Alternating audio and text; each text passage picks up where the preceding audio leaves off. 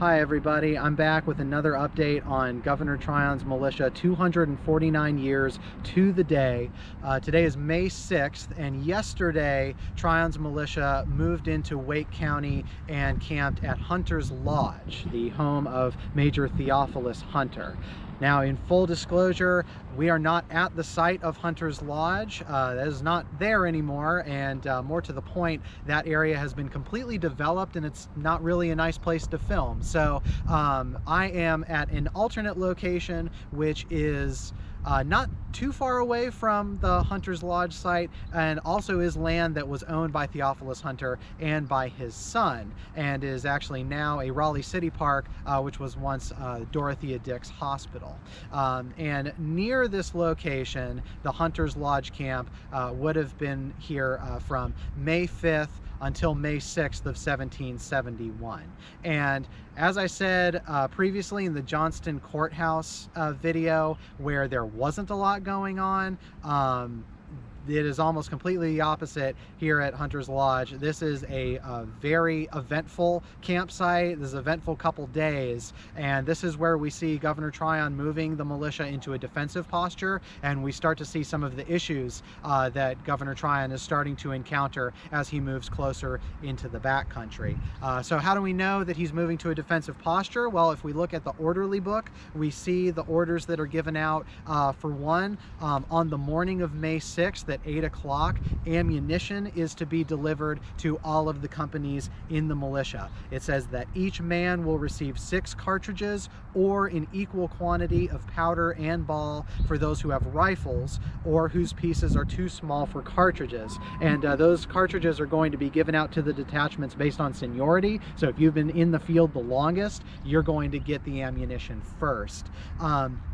Governor Tryon also gives the order to his officers at the company level to have returns made and to be sent to him that afternoon. Now, a return is where you count the number of forces that you have available, and you count everybody up. So basically, this is Governor Tryon trying to figure out how many people he has in his army, what sort of force he has to work with.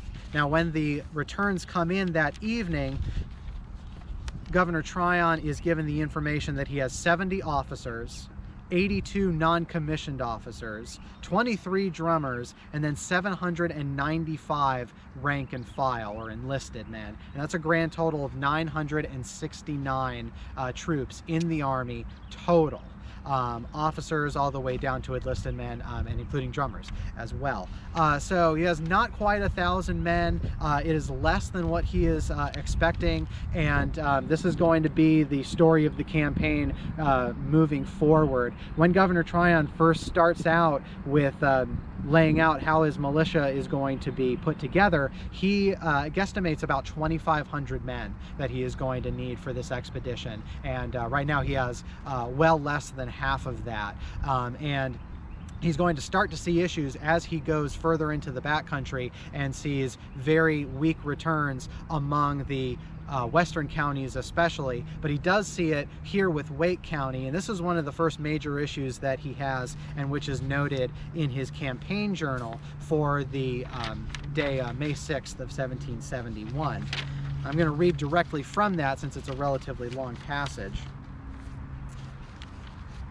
6th of May, which was a Monday, for what it's worth.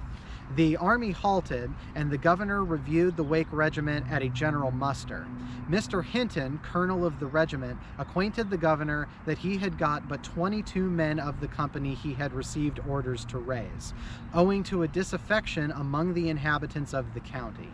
The governor observed a general discontent in the Wake Regiment as he passed along the front rank of the battalion, seeing that not more than 1 man in 5 had arms, and finding that upon his calling on them to turn out as volunteers in the service, they refused to obey.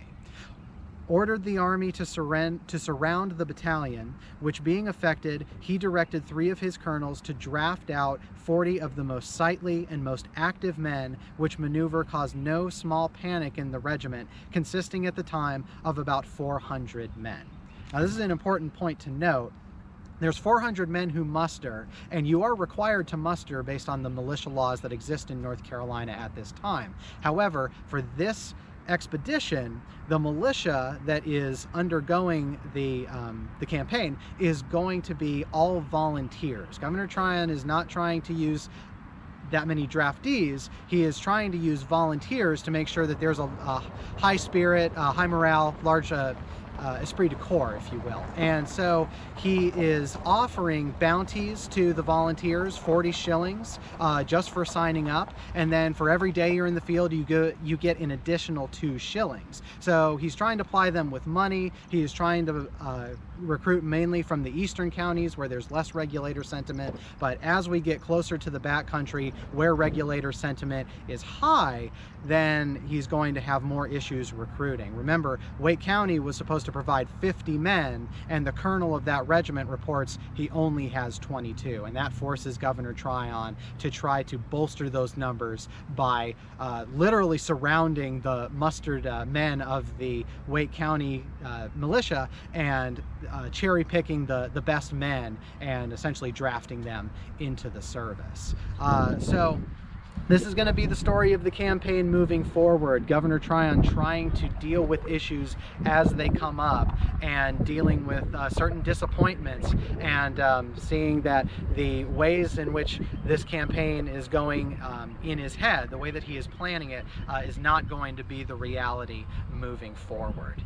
The final orders to the militia for the evening of May 6th state that the Army will march tomorrow. They are going to continue towards Hillsborough, and they're still going to be in Wake County for the next day or so. The next camp is going to be at Jones on Crabtree Creek.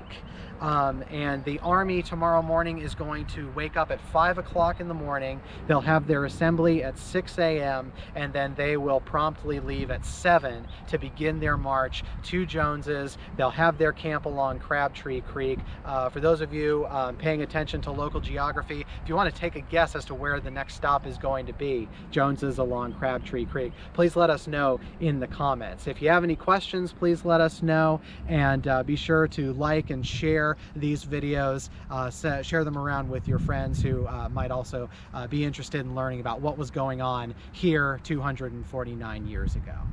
Thanks again for watching, and we will see you in a couple days.